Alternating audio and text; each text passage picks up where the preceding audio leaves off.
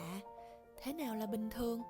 Liệu bạn có từng cho rằng mình có phần kỳ lạ bởi vì không làm theo những gì đám đông làm, hoặc không theo đuổi những giá trị được đề cao bởi xã hội chưa?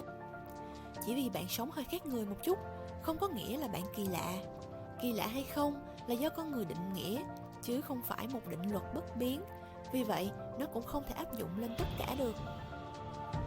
Seth Godin, tác giả của cuốn sách We Are All Weird, thì cho rằng thực chất tất cả chúng ta đều khác lạ.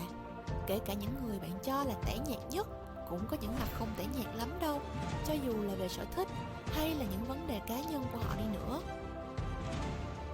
Chỉ là chúng ta đang sống trong một thế giới nơi sự thông thường được định nghĩa bởi các công ty lớn trong nỗ lực đẩy mạnh tiêu thụ, và các định nghĩa đó cũng tùy biến theo vị trí địa lý, thời gian và các yếu tố khác. Trong suốt thế kỷ 20, các công ty hoạt động dựa trên nguyên tắc sản xuất cá nhân hóa luôn đắt đỏ hơn. Điều này có nghĩa là họ sẽ chỉ sản xuất cho số đông nơi có thể tối đa hóa lợi nhuận, chứ không phải số ít với những nhu cầu khác nhau. Và đây là lúc các nhà tiếp thị lên sàn, cho ra đời những chiến lược quảng cáo tinh vi để chi phối nhu cầu của tập thể, cùng lúc đó cũng biến những người với nhu cầu khác biệt thành kẻ khác thường. Tuy nhiên, con người ta luôn bị thu hút bởi những gì khác thường, hay trong trường hợp này là những người không theo xu hướng mà chỉ hành xử theo nhu cầu của chính mình. Đúng thế, những thứ từng được xem là nề nếp, là xu thế đang dần tan rã, và việc khác biệt đã dễ dàng hơn với sự hỗ trợ của Internet và cải thiện trong điều kiện sống. Ta có nhiều thời gian hơn để khám phá bản thân, tìm hiểu xem mình thích gì, và đồng thời có nhiều tài nguyên hơn để chi trả cho những đam mê đó. Hơn nữa, Internet còn là một công cụ tuyệt vời để kết nối chúng ta với những người đồng điệu.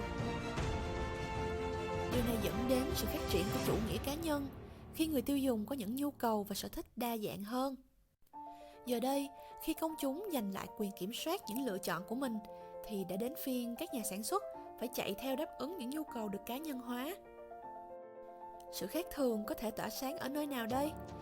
Dĩ nhiên là môi trường học đường rồi, nên học sinh được kỳ vọng phải cư xử đúng mực, theo một lối chấp nhận được, từ đó bị ép phải từ bỏ hoặc che giấu những cá tính riêng của mình. Thực tế, điều đó có thể trở thành một bất lợi khi các em tham gia vào thị trường việc làm luôn đòi hỏi những điều mới mẻ và đặc biệt. Hãy nhớ rằng, khái niệm bình thường hay xu thế đám đông vốn được tạo ra để tối đa lợi ích cho những nhà sản xuất và doanh nghiệp. Cảm ơn các bạn đã cùng theo dõi tóm tắt của tựa sách We Are All Weird của Seth Godin. Hãy subscribe kênh của chúng mình để đón xem nhiều tóm tắt sách tự học hay ho và thú vị hơn nữa nhé.